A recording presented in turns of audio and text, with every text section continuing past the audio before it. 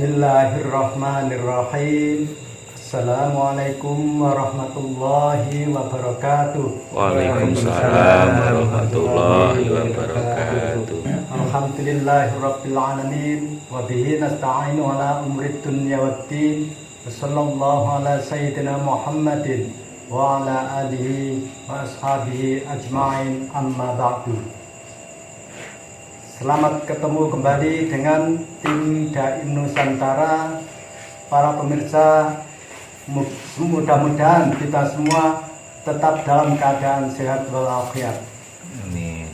Di sini saya akan bertanya kepada narasumber kita, yaitu Ki Ageng Mageti, akan menerangkan tentang posisi Nur Muhammad di dalam jantung manusia. Tolong dipahami para pemirsa, lihat gambar jantung di depan ini. Yang akan saya tanyakan yaitu di manakah posisi perjanjian antara roh dan Allah yang disaksikan oleh Nur Muhammad di saat dalam kandungan. Mohon penjelasannya sejelas-jelasnya. Waktu dan tempat saya persilakan. Assalamualaikum warahmatullahi wabarakatuh. Waalaikumsalam warahmatullahi wabarakatuh. Alhamdulillahirrahmanirrahim, kita bisa bertemu kembali dengan tim Dai Nusantara. Di sini kami akan meluruskan ketauhidan yang sudah kami lalui, atau pengalaman-pengalaman yang sudah kami lalui dan melalui praktek saat kita menanamkan tauhid, sehingga dalam perjalanan amalan-amalan sampai saat ini dan amalan-amalan yang dibawa sampai ke liang lahat. Jadi saya akan menerangkan posisi perjanjian antara Allah dan roh manusia yang disaksikan oleh Nur Muhammad atau cahaya kenabian. Jadi dalam kehidupan manusia sebelum dia lahir ke dunia itu sudah ada cahaya kehidupan, namanya cahaya Nur Muhammad. Jadi cahaya Nur Muhammad ini akan mendampingi setiap makhluk hidup sebagai saksi antara baik dan buruk. Jadi saya akan menerangkan keadaan perjanjian itu yang mampu membuktikan kehidupan di alam kandung sehingga lahir kehidupan di alam nyata maupun di alam dunia, sehingga terjadi prosesnya alam kematian sampai ke liang lahat. Jadi itu sebenarnya adalah salah satu contoh. Mudah-mudahan dengan contoh perjalanan tim Dai Nusantara ini bisa bermanfaat, bisa dipahami, dan bisa dibuktikan dengan perjalanan ilmu hakikat dan makrifat. Jadi untuk perjalanan dasar, yaitu posisi perjanjian di alam kandung, itu turunnya roh itu di alam kandung yaitu pada umur sekitar 4 bulan, kurang lebih 4 bulan itu Allah menurunkan rohnya itu sudah tepat di umur sini. Nah, ini saya beri kode ini.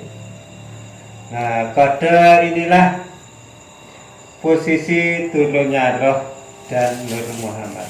Nah, di sini. Di sini kalau dibesarkan akan menjadi posisinya seperti ini. Nah, ini. Ini kalau di alam roh itu ada titik. Ini ada titik garis huruf nun. Ini tengahnya ada titik. Titik inilah adalah cahaya iman, cahaya perjanjian, cahaya kesaksian Rasulullah. Dalam kandung inilah dia akan memancarkan cahaya. Nah, ini cahayanya ini naik ke atas ini. Nah, ini adalah cahaya Nur Muhammad. Jadi cahaya inilah yang menjadi saksi mulai di alam kandung, di alam kelahiran, alam dunia, sehingga diteruskan sampai alam kematian, diteruskan lagi ke alam barzakh. Ini adalah sebagai saksi atau bukti amalan setiap manusia antara baik dan buruk, antara gelap dan terang, antara cahaya iman dengan kegelapan. Jadi berhati-hatilah saat mengamalkan. Setiap amalan itu manusia, amalan apapun berakibat pada yang ini. Amalan manusia seperti ini. Amalan apapun. Nah, ini kedudukannya. Jadi kalau nanti amalan yang tidak bersanad, saya beri warna itu hijau, kuning, merah, hitam. Hitam ini adalah golongan iblis, makrifat golongannya iblis. Nah, ini dia menyelimuti titik ini, dia menguasai titik ini. Nah, ini. Nah, seperti ini. Jadi posisi Nur Muhammad ini apabila di alam kandung dia dalam perjanjian tetap bersinar terang seperti ini, putih bersih. Pasti ada ini. Dalam kandung bagi yang bermakrifat bisa melihat tingkat makrifat, bisa melihat cahaya iman atau Nur Muhammad saat perjanjian itu. Jadi sesudah perjanjian itu maka apa yang terjadi, yaitu empat lapisan ini yang menyelimuti. 4 lapisan ini adalah satu hitam, golongan iblis, satu golongan syaitan, lepas itu golongan jin kuning, yang hijau adalah golongan siluman. Nah, ini. Maka berhati-hatilah dengan perjanjian ini. Golongan makrifat ini ada 4 golongan yang menyesatkan. Yang tidak menyesatkan adalah Nur Muhammad. Nah, seperti ini. Posisi sebelum lahir posisinya seperti ini. Perjanjian itu. Nah, ini. Nah, seperti ini. Jadi kalau lahir, bayi saat lahir ke dunia itu apabila dia sudah lebih dari 7 hari, sudah kelahiran, sudah 7 hari dan 17 hari, pas itu 70 hari, pada waktu itulah ini cahaya ini tertutup, hilang cahaya ini, tinggal satu titik aja ini, tinggal titik saja. Cahaya iman yang naik ini tidak ada. Kenapa kok tidak ada? Karena saat dia lahir itu dia dikuasai oleh nafsu ini.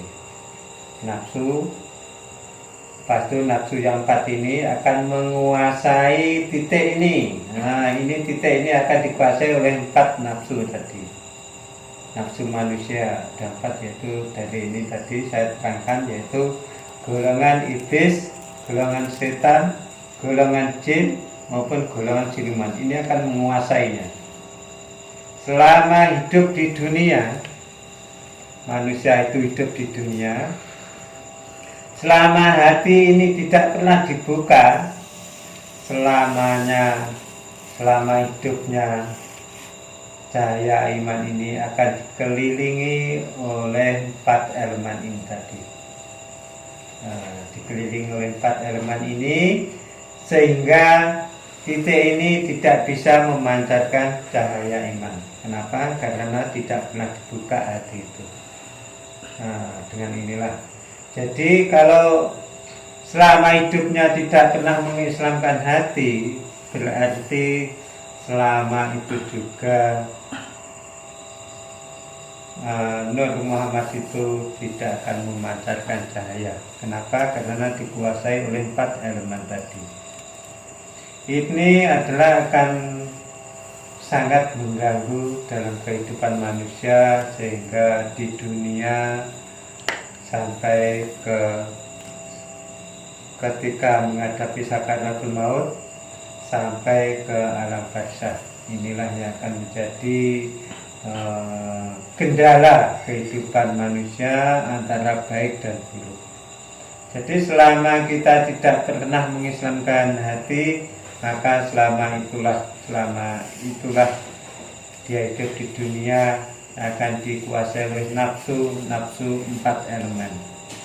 Dengan 4 elemen itulah apabila tidak bisa membeda-bedakan satu dengan yang lain, maka dia dengan mudahnya akan ditipu dan disesatkan oleh 4 elemen tadi. Itulah hasil daripada kedudukan perjanjian Nur Muhammad tadi. Jadi kalau di dunia nanti kalau hatinya dibuka, diislamkan melalui sholat, maka yang terjadi adalah ini. Titik ini akan memancarkan sinar ke atas lagi. Begini. Dan apabila di dunia nanti sudah memancarkan cahaya iman, maka yang 4 elemen ini akan tunduk dengan sendirinya. Tunduk dengan cahaya iman ini. Cahaya iman ini. Titik Nur Muhammad ini. 4 elemen ini akan tunduk, patuh pada titik Nur Muhammad. Kenapa kok bisa tunduk dan patuh? Karena Allah sudah mengatakan dalam Quran, yaitu rahasiaku ada di hati orang-orang yang beriman. Jadi Allah akan mengendalikan jiwanya, Allah mengendalikan sifat-sifatnya melalui hati itu sendiri. Maka akan yang terjadi adalah jiwa yang tenang, hati yang ikhlas, hati yang memancarkan cahaya iman, sehingga menjadi kesaksian di dunia, kesaksian saat menghadapi sakaratul maut, kesaksian juga di alam barzakh. Dengan cahaya iman itulah orang Islam bisa selamat. Dengan cahaya itulah sebagai saksi untuk melangkah kehidupan sampai ke alam barzakh maupun di yaumul hisab nantinya. Itulah keterangan dari kami. Mudah-mudahan bisa dipahami, bisa dimengerti, sehingga marilah kita menuju keselamatan dunia wal akhirah. Sekian dari kami. Assalamualaikum warahmatullahi wabarakatuh. Waalaikumsalam warahmatullahi wabarakatuh. Jaya Jaya Nusantara. Jaya, jaya, jaya.